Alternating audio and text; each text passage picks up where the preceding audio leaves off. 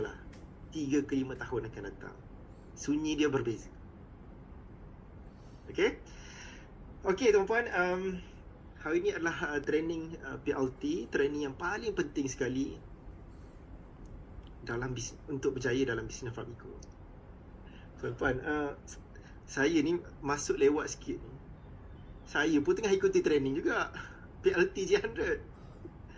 Aduh, saya tengah syok ikuti PLT tuan-puan. Tiba-tiba komiti kontrak, saya kena buat opening kat sini. Tuan-puan, saya ni, kalau saya tak menyampaikan ilmu, saya mencari ilmu.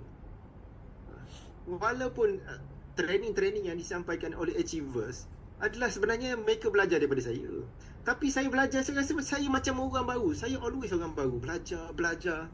Tadi saya tengah dengar presentation daripada Puan Alice, peluang potensi pendapatan bisnes Fabigo. Modul tu saya yang bangunkan, tapi saya syok dengar, alamak, nak kena pergi buat opening pula dekat 5G. Saya tengah dengar ni. Okey, jadi apa saya nak cakap tuan-puan, dalam membina kejayaan bersama Fabigo, perkara yang pertama yang tuan-puan mesti obses ialah mencari ilmu. Siapa tak obses dalam mencari ilmu, dia tak akan mencapai kejayaan yang besar dalam Fabigo. Siapa tak obses? Sebab dia belajar sekejap je, lepas tu dia dah tak nak belajar, dia rasa pandai.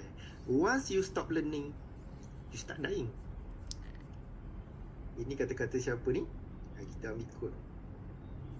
Once you stop learning, you start dying.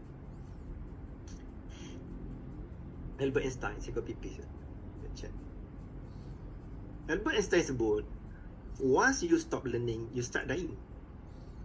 Maksudnya apa tuan-puan?